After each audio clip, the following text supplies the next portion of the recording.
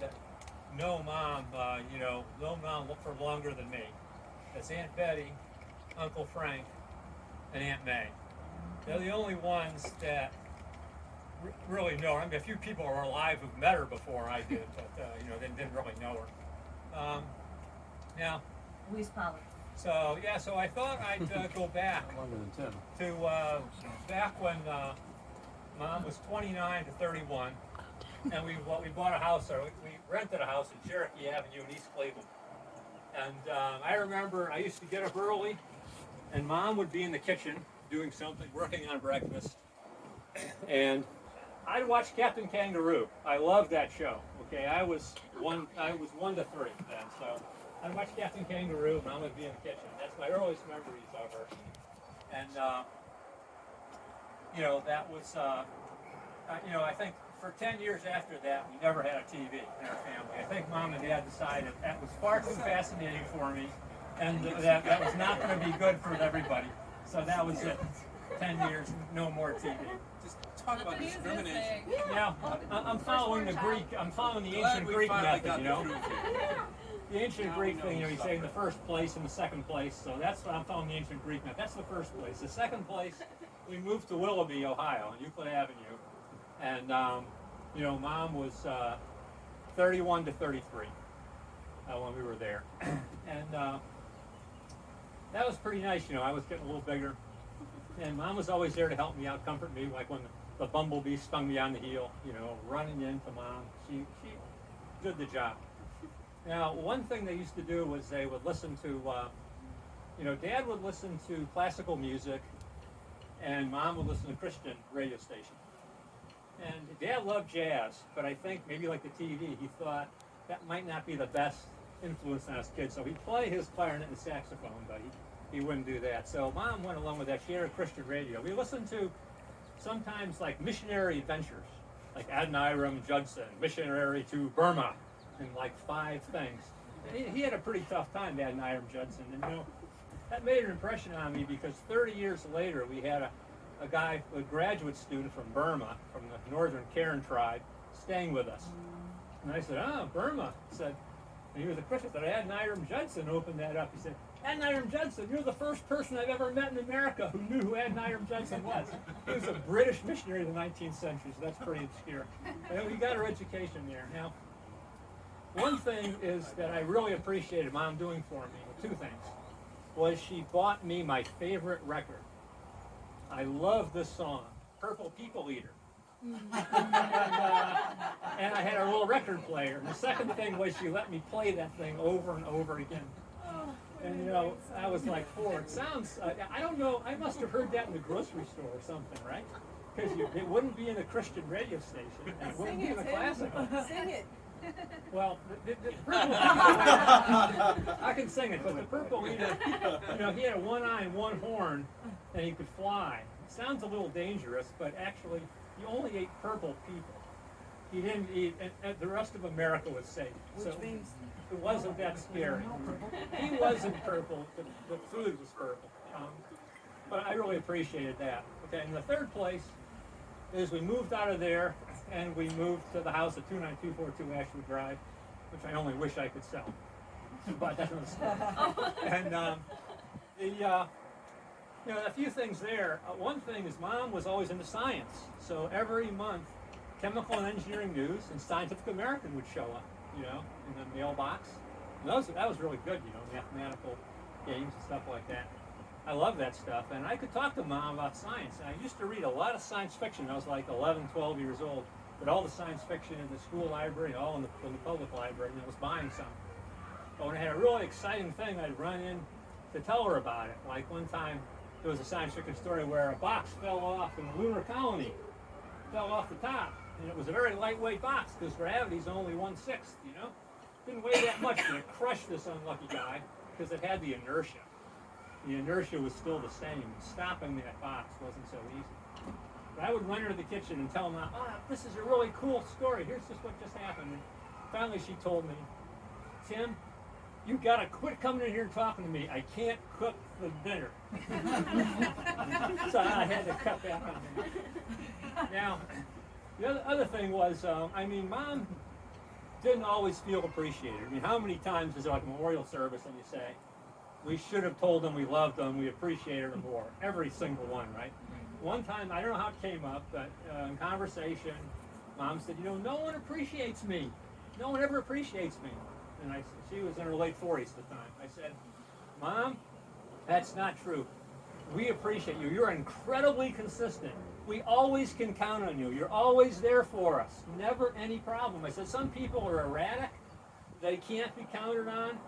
They're here, they're there. When they come through, you got to give them a lot of praise and hope that they'll do. You, we don't have to worry about. And I mean, I was right, but she was also right. We should have said we appreciated her more than we did. So the last thing is that, you know, she did the same kind of work that my dad did. Same kind of work. Basically counseling people. But he did like he'd have 30 patients at a time, and he'd go through them, you know, all week. And she'd have like 1 to 3 at a time that she'd go through. A lot of good friends, and you know, some have even sent in video. But she ran a lot of Bible studies. She ran Bible clubs, and she'd do ecumenical stuff. She would have Catholics, Episcopalians, all different denominations of people, and she'd just invite them to a Bible study, and she'd teach them kind of what was in there and how to study that thing, which, you know, I think she learned from her dad. And well, we don't know. I mean, Dad, you know, we don't know Dad's impact either, because it's kind of confidential, right? For the many patients he had. Although some are our friends that we know, and they tell us what a great thing he did for her. With Mom, we kind of know who a lot of these people are, but you know, she did quite a good work reaching out to the and counseling and giving good Christian advice to the adult women, you know, around that area. Now, you know, we could go on forever, but I'm going to let the grandchildren air and that kind of stuff be up to the grandchildren to talk about. So that's as much as I want to say. And so I think, you know, we should roughly try to go down in age. So maybe if Mark, you know, or Amy would want to go. My first memories of my Aunt Carol were getting to know her on our trips to Ohio, to Wickliffe from Bedford, or from Wickliffe to Bedford. But I remember your household, the household of the Wallaces, was real different from mine. The rules were all different, if there were any rules. It was much more exciting. You were shooting pool, you were staying up late, you ate differently than we did. But despite all that, I was amazed, and I just found it so much fun to have someone be interested in what all us kids had to say about things. I mean, that's one thing about Carol, was that she always was interested and showed interest in what we were all doing and what we were thinking. And that stuck with me. I've always found that she was interested and empathetic and had caring responses to what all of us were thinking. Personally, I found that to be very important and rewarding, and I think that stuck with me throughout my life. I've always felt like Carol was someone that was concerned and interested and compassionate, and those are the strongest memories I have of her, and I will always have of her. And I'm looking right now at the cottages that we stayed at from as long as I can remember as a little girl at Cape Cod, called White Village, my mom's favorite place. So we're doing this memorial there. As a little girl, my mom was always entirely aware of me and my needs. Kids and Dad came first. She cooked great food for us and bought us whatever we needed. Like in my case, I needed a textbook in elementary school that we weren't allowed to take home from school, so that I could study and really understand what I was being taught at school. Mom and Dad were so interested and supportive of Bill and I and our kids and our lives as when I got married and moved to Cincinnati. And they were always coming at Thanksgiving. And I remember how when we would go up to Boston on our trips, they would ask how far we had gotten, and we're looking forward to our arrival, and that we were making good time, and just were very enthused about it. when Mom got older and couldn't really function intellectually, she seemed to still understand spiritual things. And I would often call her and tell her what I was doing, and she would say something like, "You're doing the right thing, Amy, about that, and that sounds good to me." And it was like she still had the spirit very alive in her, and I was so glad also that in the end, the very end, after COVID, that Tim and Laura took her in for about 6 months. And so during that time, we would call Tim and Laura, and Hazel would be with us, our granddaughter, and she would get to see her great-grandma that we called Gigi and visit with her. And Hazel sometimes would say, "Gigi's night-night," because my mom would fall asleep. And I think that it was amazing that during that time, she didn't really talk to me because she had Tim and Laura, and she was just very comfortable and very happy there. And before that, she was trying more to communicate with me when she was at Stonebridge, and she was needing me more. But I really felt like when she got with Tim and Laura that she no longer needed me as much. But God used her to bring Laura and Tim and Hazel and me together to get to know each other better, and we looked forward to those times during COVID to talk to one another. So my mom had a life that God used, and He used it in many people's lives, and she was used of God right till the end.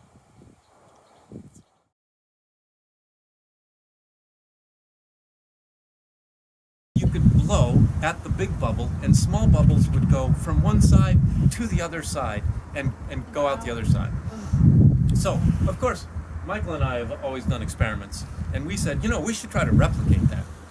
And I can report to this day we have failed. We never, ever achieved. She was a chemist. Yeah. Yeah, totally. So probably when I was, maybe I was 10 years old or so, that's when she went back to work and became a chemistry professor again, went to Kent State. And, again, as everybody says, she was super warm and loving and caring and taking care of the family. But when I went with her and saw, she transferred that to her students as well. She had students visiting her almost all the time. She was doing experiments. She was so alive, so much in her element. It was really wonderful for me to see. And I remember her once, she's doing an experiment. And she's talking to her students, and they're working on it, and they're pouring things in. And then she reaches over to a beaker that's next to her. And then she takes a sip.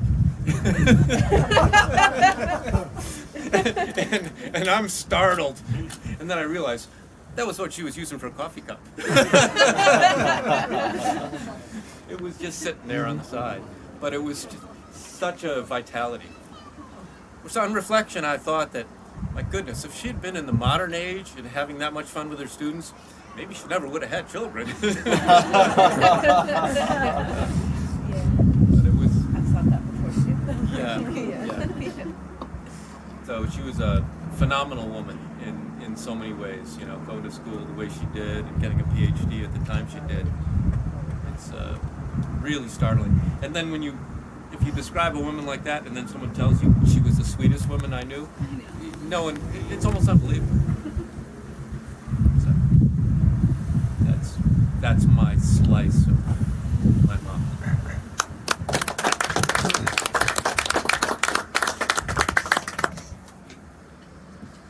We got the volunteers. Bill or Laura or- I would say the spouses of the Do you children. want me to do one thing? Sure. I took notes.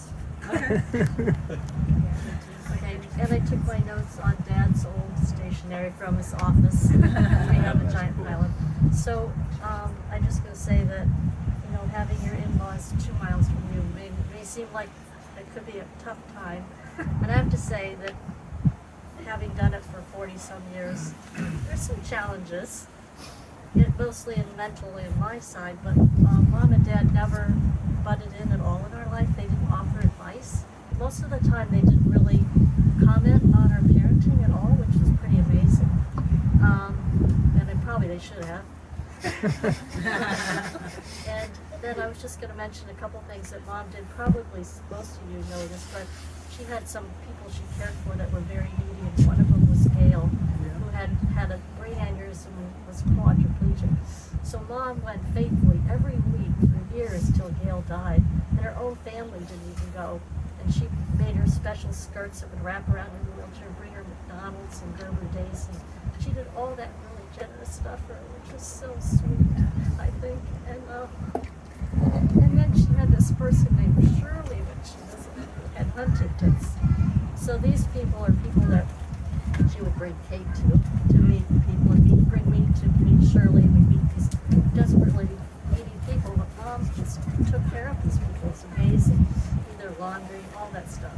So, and then play with our kids, and she gave us a lot of date nights out and things like that, which was really, really nice for us. But yeah, she was just really sweet. Having her in her house this last 6 months was really, really wonderful. I appreciate that so much, Mom.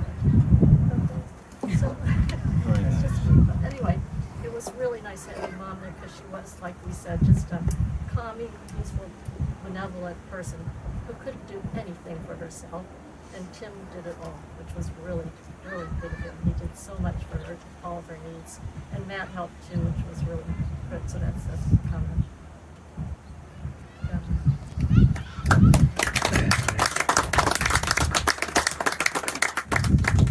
Lorana, want to say something? Yes. I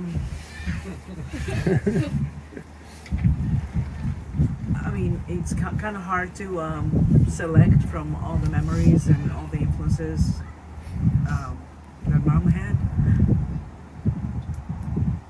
I remember thinking that I was trying to be as good of a mother as she was, or the grandmother maybe, I don't know. There were many times that I would go to her a little frustrated or a little lost. And I remember one time, going back to what Tim said a little bit about Mom not feeling appreciated. I remember one time I was telling Mom the same thing, that I didn't feel appreciated. And Mom was doing things in the kitchen, and I'm sitting at the kitchen table. I think one or two of the girls were running around. And as she's doing things totally, casually and whatever, and I'm saying all my pain, she says, "Well, welcome to motherhood." And I will never forget it. I went to Mark that night and I said, I went on and on, pouring my heart out, crying and crying. And Mom says, as she's making sandwiches or something, "Well, welcome to motherhood." So I really remember that weekly, daily, and I really, truly often thought to myself, what would Mom do? So many times. Because I remember her because I as you all know, got worked up and frustrated easily, and I did talk to Mom and Dad very, very, very frequently.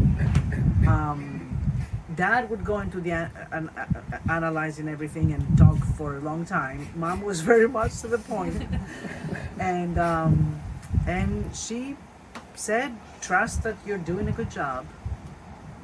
You love them. You're there for them. Trust that you're doing a good job. Don't sweat it." And I remember so often, every time I got frustrated, I was thinking, what would Grandma do? I also will never forget how extremely welcoming both of them were to my mom. Extremely different backgrounds, extremely different lifestyles, and my mom loved spending time with Mom, and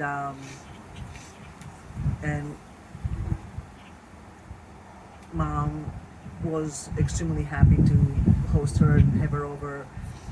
They went and bought her, my mom used to smoke at the time, and they went and bought her a special ashtray that would kind of like cover up the smoke. Yeah. Like I'm not sure, but it was some gadget that was good for not letting the smoke go into the house. And I was thinking to myself, I don't let her smoke in the house. What are you doing? So, I just remember thinking that we came from such different backgrounds, but I found a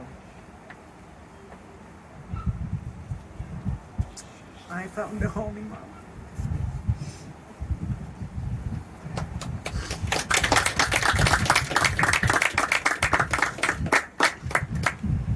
Bill, you want to go? Sure. I remember. Yeah, I don't think I could ever have had a better pair of in-laws than Mom and Dad. Of course, I can't compare them to anybody else, but I don't think there's any. I think they would always be at the top. But I remember when they used to come to visit us, usually at Thanksgiving time, and they would stay out at the old Harley Hotel near us, and we would go there and we'd spend time in the hot tub and the pool, and we always had a great time there. And they were always taking care of the kids. There was a lot of photographs of our kids being taught stuff, from Mom and also Dad. But then for our many trips to, once or twice to Bedford, I can recall some things there. And like going down the basement, I remember Mom's very organized, missionary and prayer area. And then I walked over towards the shelving area once. I said, "Everything is labeled here. Everything, because everything's organized." I was impressed. And then I think I also heard that she always packed the station wagons for the trips. And every nook and cranny was very efficiently used. So, but and there were times while we were eating dinner, or sometimes we'd be going out somewhere after. Mom would leave, and then Dad would still be talking to us there. And then all of a sudden, Mom would like appear between the dining room and the kitchen, kind of like, "Stan, we have to leave in 5 minutes." And he'd say, "Carol, don't worry, we have time." I like that interaction between them. But that's all I can think of.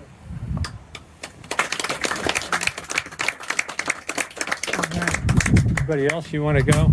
He is the elder, is the next oldest, youngest. I'm reminded of a story that my dad liked to tell, and it was a humbling story for him, but it just showed the kind of respect that he had for his sister. And he said that when Carol graduated from high school, there were all these clubs, the math club, the physics club, the chemistry club, all these different clubs, and they all had awards at the end of the year. And there was one year, probably more than 1 year, where she kept coming up to get the award for the chemistry award or the math award or the history award. They finally invited her. They got a chair and they sat her on the stage so that she did not have to make her way back. And my father loved to tell this story, and even though it was humbling for him, because I love the way he told it. He said that by the time he came in 3 or 4 years later, it's like there was no hope. He was not going to impress anybody. So, but he did say that he was excited to have made full professor first. So if my dad held her in that kind of thrall, and I knew my dad was a PhD biochemist and stuff, this woman is really special, really amazing. So, and sort of compare that against the way I felt when I visited those times, and I visited a couple summers. I stayed for a couple of weeks, and she was always doing cool things. She made you feel special, like she picked out special activities that she thought you would like, and I thought that was cool. And also, I remember, this is just a tidbit, but she was sweet enough to buy the sugared cereals that my mom would never buy. Tricks and You didn't buy it for us. But she always had cool things to do, and I was allowed to stay up till all hours. Uncle Stan and his dad would listen to the Indians game late in into the night, and I got to stay up late, and that she was showing us respect, me respect, by just letting me just kind of just hang with the big dogs. And Grandpa would go to bed, and then I would wake up on the couch. I'd be asleep, but they would stay up. But I was allowed. I had a lot of freedom and a lot of latitude, and that's an example of her showing real respect and love and caring and treating me. I always felt really special when I visited them. So that's one of my favorite memories.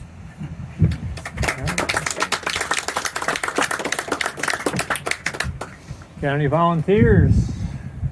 Well, we'll go to the oldest grandchild. Gonna go to the grandchildren.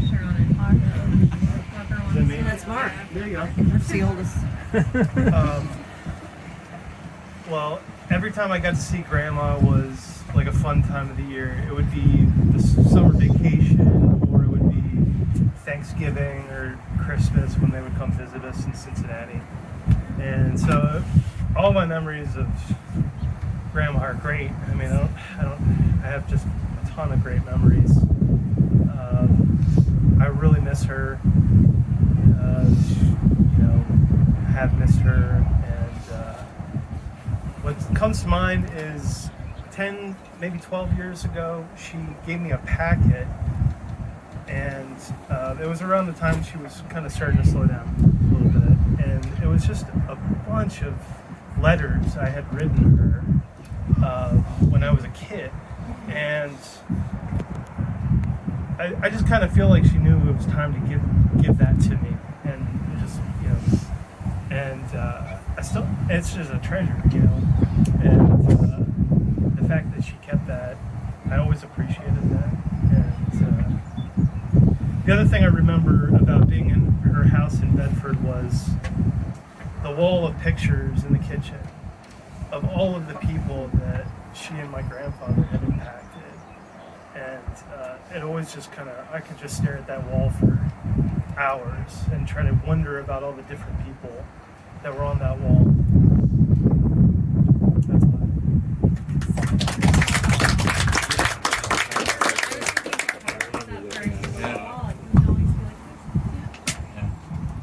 Another volunteer? Grandchildren, Kate? Yeah, I didn't really prep, so it's probably pretty disjointed. Some people prepared. I didn't prepare either, don't worry. Speak from the heart. Yeah, I always spent a lot of time with Grandma and Grandpa when I was a kid because my parents would go out on Friday nights and we would go over, and then when we got a little older, so it wasn't too frightening, we would stay over with them and then hang out in the morning a little bit and watch a ton of Ninja Turtles. It was totally great. And Grandma always made noodles Alfredo, kielbasa, and like corn from a packet with like a butter sauce on it.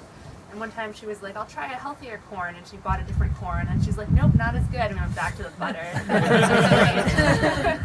Yeah, so we would also hang out on Sundays, like I would do something with Grandma, and Matt would do something with Grandpa, and we'd usually go feed ducks at a duck pond, and we'd also get McDonald's, and I could get as many like chicken nuggets as I wanted, which was like the maximum number. We had like French fries, and the seagulls would eat them, so we'd feed some of the French fries to the seagulls, so we'd feed the bread to the ducks, which we now probably know was not great, but hopefully they were okay. So it was always really great to spend a lot of time with Grandma when I was a kid, hanging out. And later on, I saw her a little less, but it was always funny to see her. She's very direct. For one time, Michael was there, and he was like 5, and he was like, I'm a big boy, and Grandma was like, no, you're a small boy. Yeah, she was not here to flatter anyone.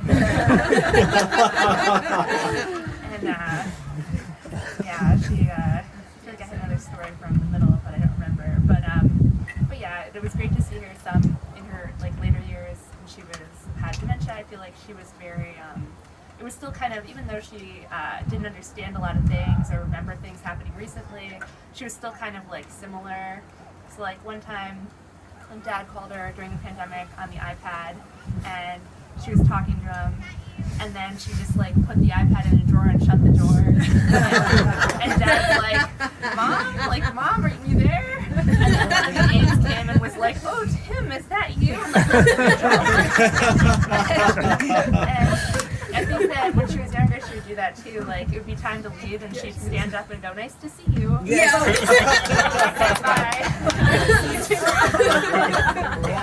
The drop of the phone Yeah. call. Boundaries are good. Yeah. She knew how to keep up. Well, Yeah, well, it was like, oh my god. good night now. Yeah, she'd always really like power through. I remember when she was like depressed, she'd just like, I'd be like, "How are you doing, Grandma?" And she'd be like, "I'm depressed," but she'd still just be doing all her stuff. Like, she'd still be seeing all of the people in the hospital she'd visit, and like going to church and doing her prayer group and seeing all her family. She'd just keep doing everything, even though she felt terrible. It was very impressive. Yeah. So, yeah, I don't think there's anything else I was thinking of saying.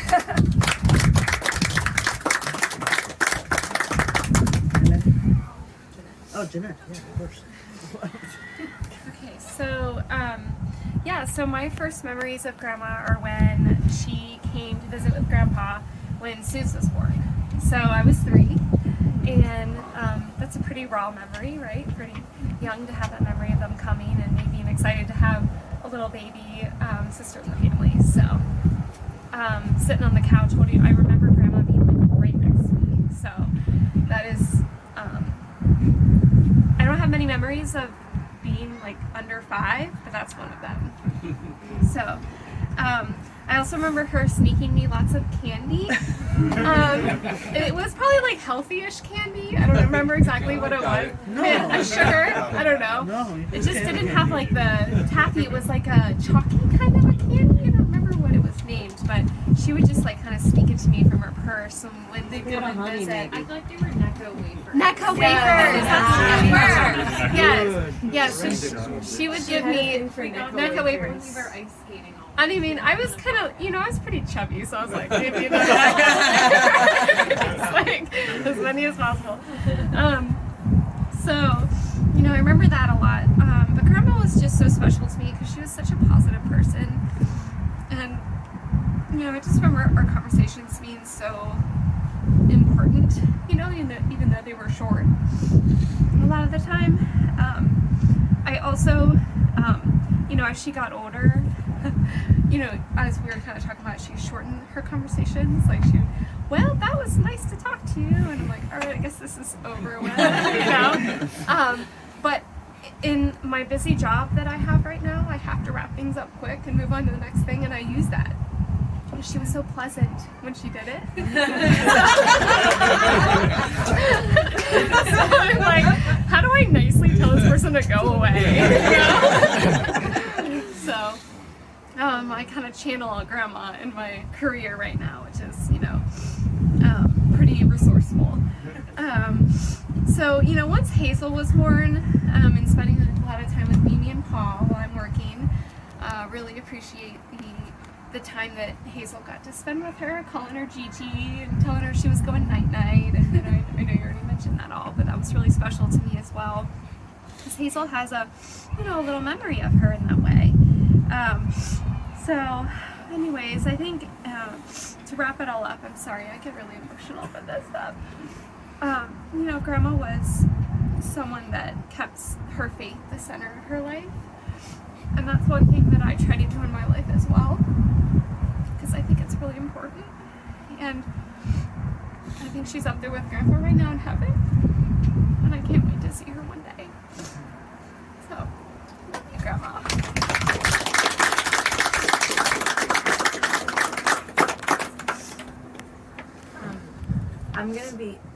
I feel like I'm very scattered about like all the things I would want to say about Grandma, so I have to read off of this or else I'm gonna go in like 1,000 directions. And it's kind of formal, so like I apologize in advance for being weird, but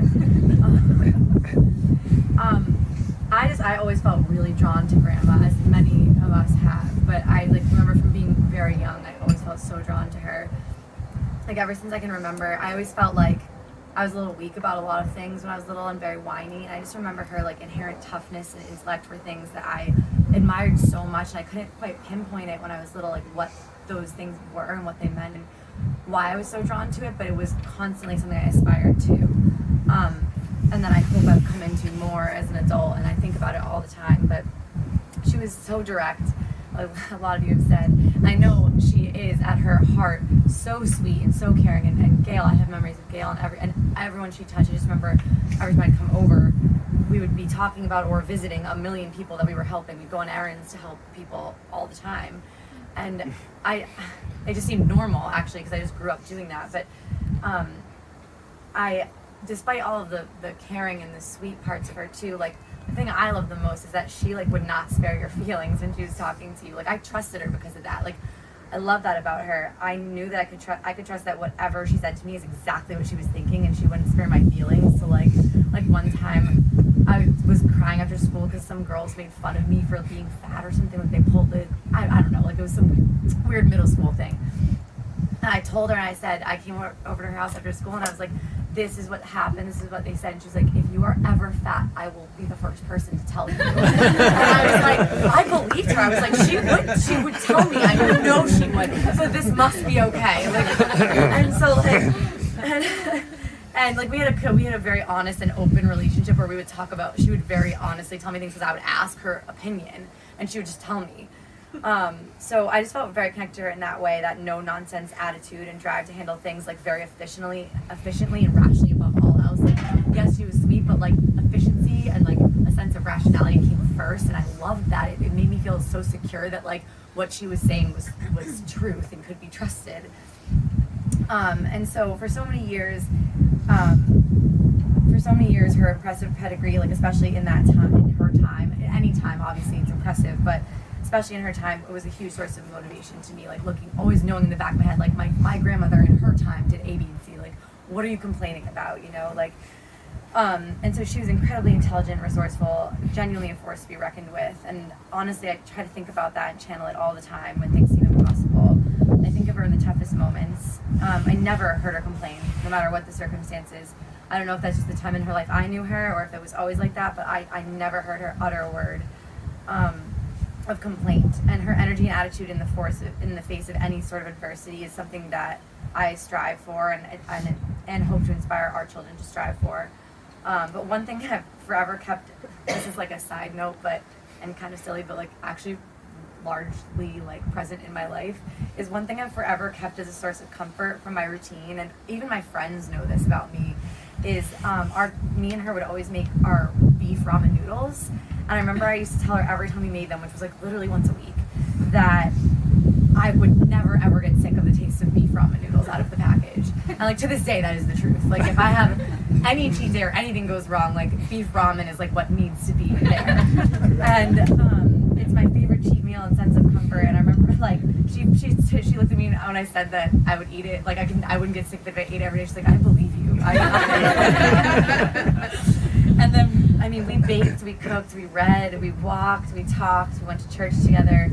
I did sleepovers constantly there. You know, it's never enough time to spend with someone this important, and no amount of time is ever enough. But I know all of us here will carry on her extraordinary memory, because she's just not a normal person. You know, she's above and beyond in so many ways.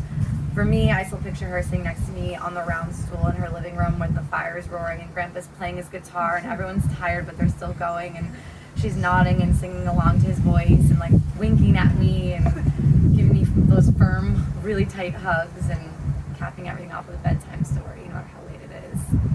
It's just...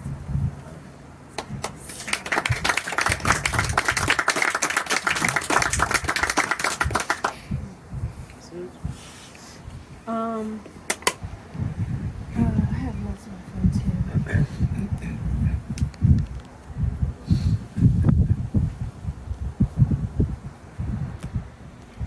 I think that Grandma's relationships with these friends of hers who were very much in need in her community,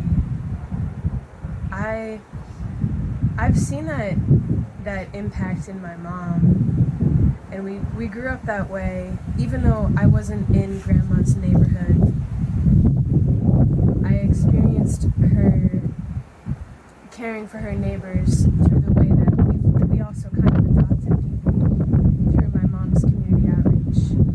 And when I realized that Grandma also had her crew, it really made sense. And it's not everyone who is able to be a catalyst for their community, whether it's your kind of like your church members or your neighbors right around you. And Grandma was the kind of person that could connect with everyone in a way where she was just extremely focused on you as an individual. Like, you really had to ask her questions to get any sort of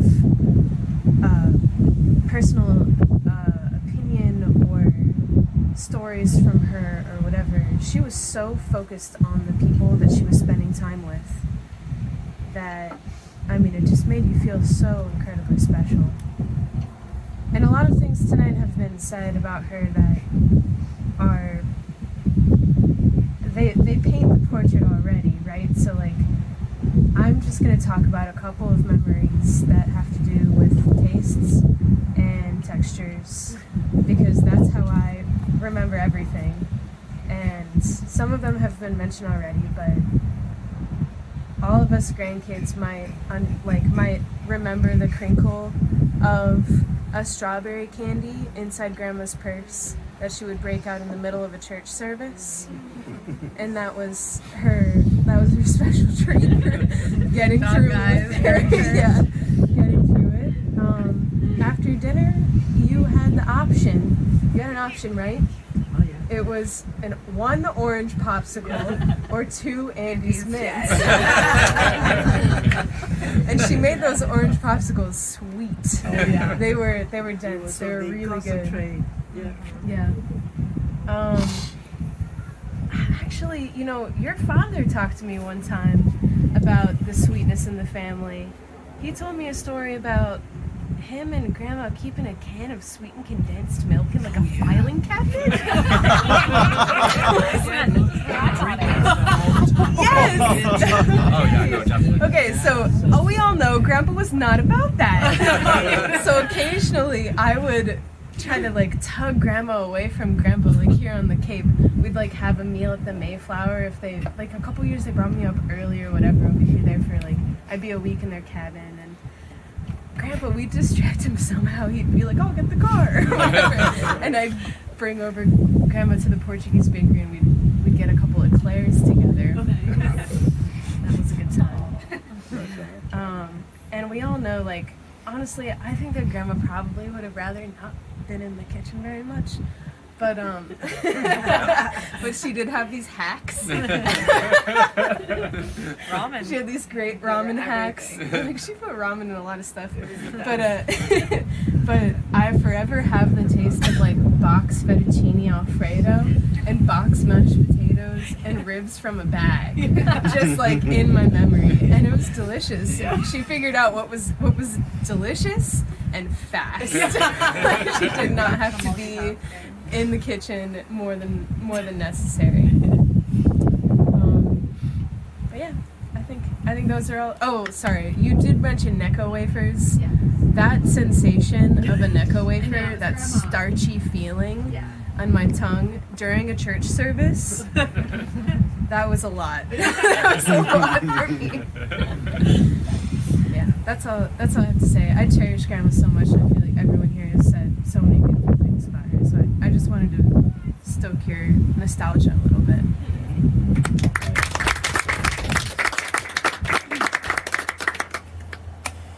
Okay, I think that's me now. Anya? Necco wafers are definitely a great memory. I actually didn't realize that Grandma is where I got my obsession with candy as a child until all of these stories came together. Like, my parents would tell you I was like a candy fiend. Like, I love candy so much, and now I know that I inherited it from Grandma, so I'll take it. I think everyone's really covered and captured Grandma really well, but I do think that what Eleni said resonates with me, that she was this perfect combination of kind and tough. I never ever felt like Grandma hurt my feelings, but I also didn't feel like she babied me. And I think I was definitely a very delicate child who maybe needed to be babied sometimes, but Grandma had this perfect way of making me feel safe and at home. I think a couple of my favorite memories are definitely, maybe even memories that aren't mine, but they're told about me. shows me that grandma was the safe space that she continued to be when I grew up. You know, I went over her house every Tuesday, and when I was in high school, I would tell her about drum with my friends. And you know, grandma did not care about that. But she sat and she listened and she said, they don't sound like very good friends. Probably right. And then some of them she had known since I was a little kid, and I met them from going over her house my entire life. She was like, nah, you're better off without them. But one of my favorite ones is we get back from Greece and I'm limping around, and I guess I've told my parents, you know, I'm in a lot of pain, and they're like, okay, well, you're good. And I guess I go to grandma and I say, Grandma, you know, I'm really in a lot of pain. Like, they say it doesn't hurt, but it really hurts. And grandma, who we know is very tough, goes to my mom and dad and says, you know, guys, I think she's really hurt. So grandma, you know, clearly I know that this is my next best bet. I've got my mom, got dad, but I've got grandma. And grandma goes and reports it. They take me to the doctor. I'm in a cast for a month. Cast. Thank you, grandma. And I think another one that lines up with that perfectly is I ran away from home once. Oh, just the one time. I'm sure I tried it a lot. I got on my bike, and we had Davis Road, which was like the road you don't go on. You don't walk there, you don't go near there. It's Davis Road, very dangerous. And I'm like, I get there like, oh, this one, she's gonna ride her bike around the neighborhood and come back. I ride my bike right out of that neighborhood. I ride it down Davis Road, and I'm a very scared child, and I remember vividly, I'm like, you're going to grandma's house. I don't know how old I was, but I make it to grandma's house. I ride through the middle of Bedford. I mean, I know Bedford's a small town, but as a child, I was like, look at me go. And the only destination I ever had in mind leaving was, I'm going to grandma's. Which, had I asked, I'm sure they would have driven me there. I get to grandma's house, I drop my bike in the yard, and she goes out, she's like, honey, like, did your parents see you? And I'm like, I ran away from them. She's like, okay, well, I'm just, you can absolutely stay, but I'm just gonna let them know. Honest, she's not like, oh, okay. She's like, you are welcome here, but we're gonna just let them know that you made the trek. So, grandma was the best, so. Those are just two little tidbits that remind me that she was such a safe place for us and such a huge part of our lives.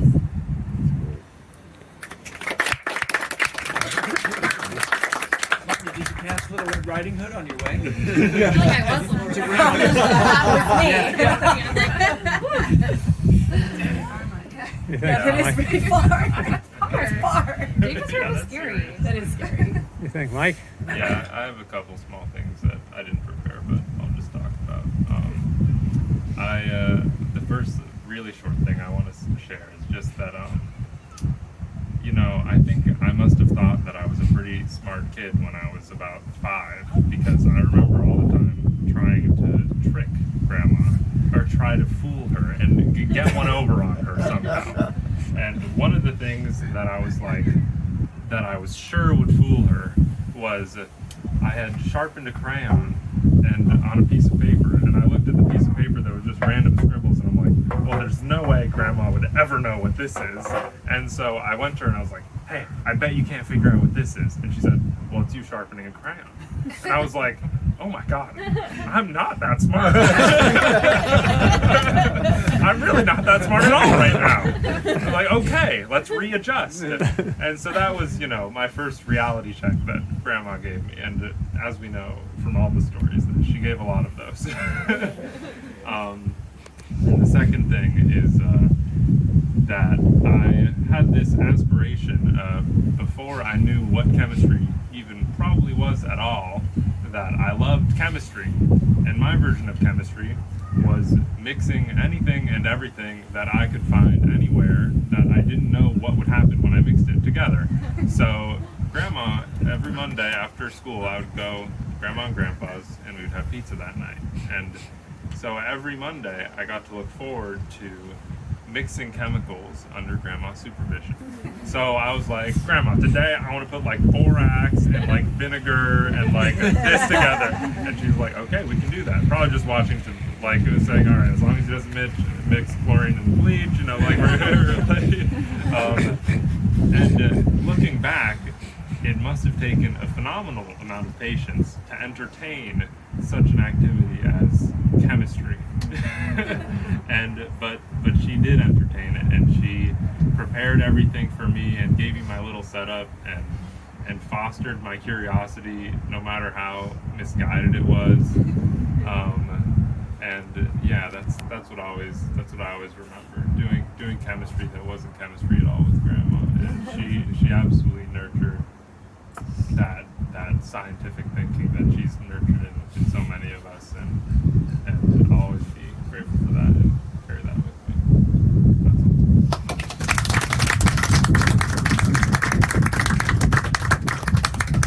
What about Andy and Karen? Anybody else?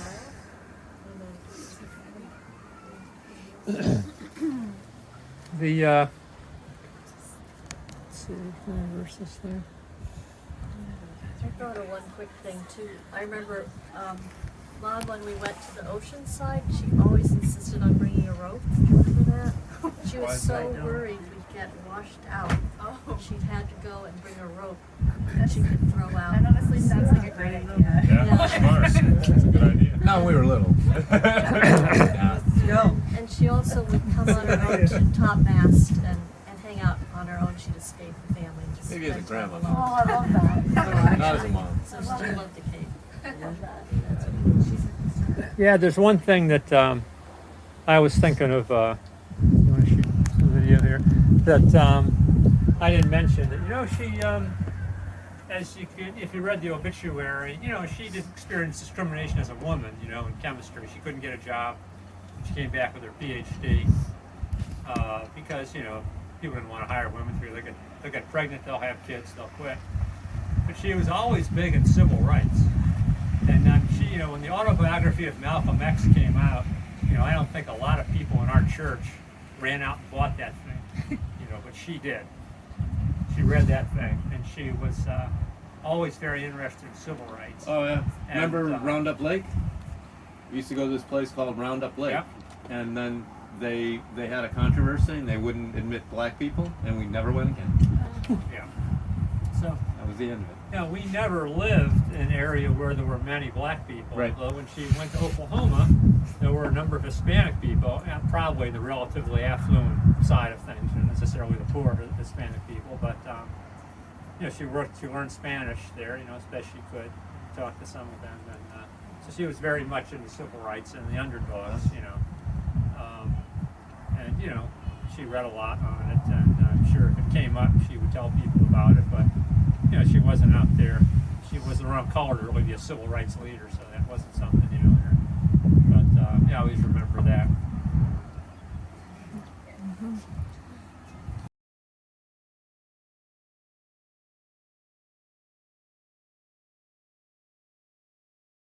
When I was in high school, I started eating out with Grandma and Grandpa. They took me out to eat around once or twice a month, and we had a lot of great conversations, mostly about whatever subject I really felt like talking about that day, And sometimes I got really engrossed in a discussion with Grandpa about a TV show or politics or sociology or whatever, and then I suddenly realized Grandma hadn't said anything for a while. So when I asked her what she thought, she often gave a no-nonsense analysis or said outright that she just didn't have an opinion on whatever the big topic of that moment was, like whether the 24 producers were too tough on Jack Bauer, for example. So I always apologized for not involving her more in the discussion, and she would always say to me, "I'm fine, I just like listening to you guys talk." So to me, that's one example of a clear memory of how warm and considerate she was. She really did find joy in just being able to see the people she cared about just talking and having fun. And she was always a very down-to-earth person, very focused on the concrete spiritual states of the people around her, which is in contrast with, she was not trying to abstractly analyze all the world's problems like an amateur intellectual like me. So in that sense, we're on a little bit of a different wavelength. But I did have a few more heartfelt conversations with her in her later years. But my impression is actually that she connected a little bit better with the girls than with the boys. But she really had the ability to make everybody comfortable around her, where I knew that she was comfortable being around me. She was just happy to be with me, and I was just happy to be with her. And I think that kind of comfortable silence is something which we really need more of in the world. Recording. Hi, everybody. Sorry we can't be there. Hi, Carol and Stan. We missed you. Our remembrance of Aunt Carol, we thought we would record here while we're at Brooksby Village. We're in the little pavilion here. And Mom was just saying that, what did you say, Carol was the smartest person you ever knew or something? What did you just say about her? She's the smartest woman I ever knew. Yeah, smartest woman. Besides me. Oh, no, just kidding. Yeah. Yeah, okay. Yeah, she was such a wonderful example to us of following Christ. And we knew she was always praying for us. I remember her pictures of all of us were on our bulletin board. Remember that? Yes, right, Yeah. right. And she would pray for everybody. I remember her praying for Saddam Hussein too. I remember seeing that and thought, wow, that is what Jesus asked us to do, is pray for our enemies. And I remember her doing that. Huh. Yeah, I don't know if I you didn't saw her. remember that. Yeah, that's great. Yeah. So we miss her. We saw her fading as she got older, so now she's with the Lord. And thank you for doing this. We just can't manage Yeah, thanks for doing this. It's a very special thing that you did. Very special thing to do. It's and wonderful. we're glad to be included with our video. Yes. Yeah, love to you all. Hi, I'm Jennifer Smith. I'd like to share just a few remembrances of Carol Wallace, or Mrs. Wallace, as I mostly knew her. She was my Sunday school teacher, and later on a youth group leader along with her husband, Dr. Wallace. I always think of her as being such a joy-filled, enthusiastic Christian who had a servant's heart. She loved to work with the kids, and I know later on when she was a youth group leader, I think I tried her patience, as I could be cynical and a questioner, yet she was gracious to me and an example. I think I was 18 when she and Dr. Wallace left the church, and yet she still kept up with my mom through letters, and they shared prayer requests, and really an example throughout her whole life of someone who loved the Lord and served Him. And I do look forward to fellowshipping with her in heaven one day.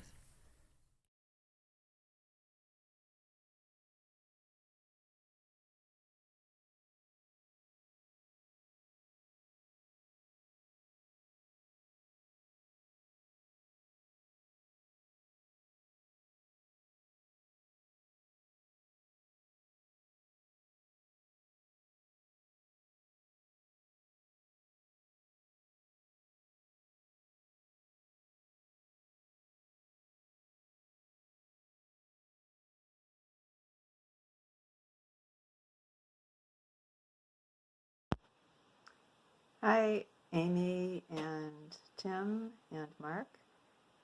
I am privileged to send you a little video about your mom. So thank you for inviting me. I have some things written down here, so pardon me if I keep looking back and forth. I met your parents, Sheldon and I met your parents, at a party, believe it or not, in the early 1970s.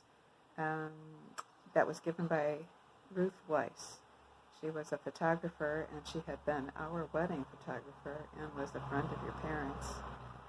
We lived in Euclid at that time when your parents lived in Wycliffe, and so we lived pretty close. And your mom invited me to participate in a Bible study at her home. And I remember meeting each of you guys.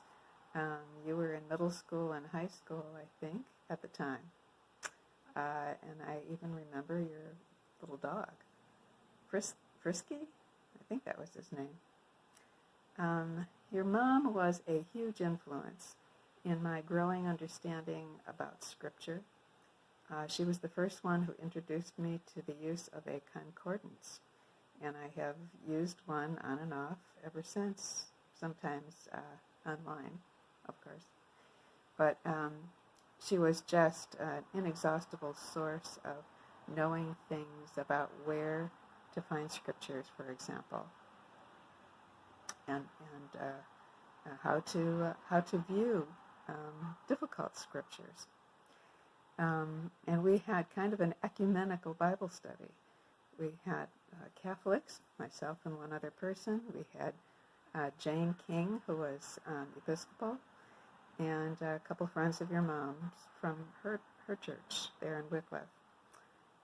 Mom had a deep desire to help others. As you know, she zoomed around quite a bit, taking people meals, sitting with people who were sick, comforting people who needed to be comforted. And for that, I just have great admiration for her. She really showed what it means to be a Christian. I always associate one scripture with her, particularly from 2 Corinthians, because she would write this into sympathy cards. We are willing to be absent in body, but present with the Lord. And so that's how I want to conclude this video. Carol, even though you are absent in body, we know you are present with the Lord, and we too hope to be present with the Lord in due time. Thank you all, Wallace children. Take care. This is the end of 3 minutes. Pat Masco-Fearon, signing off. Carol is very special to our family. I've known Carol and Stan since the early 1990s, and they are such special people, and Carol is instrumental in leading me to Christ, and I've done Bible study with Carol and Stan, but mainly Carol spent a whole year every week teaching me the good news, and we studied together, and it was really helpful. So I became a Christian since 1991, and we've been friends since then. So Carol and Stan are like grandparents to all of my kids, Emily, Derek, Monica, and Evan, and I just love them so much, and they have been very helpful when I need some good advice, and I've been able to spend a lot of Sunday evening dinners with them, and I've made some Asian food, and I also did corned beef and cabbage and potatoes on St. Patrick's Day, and I think most of the time they enjoy my cooking. So I just wanted to thank the Lord that I have Carol and Stan in my life, very appreciative of what they have done for me and their guidance, and I miss them dearly. Bye.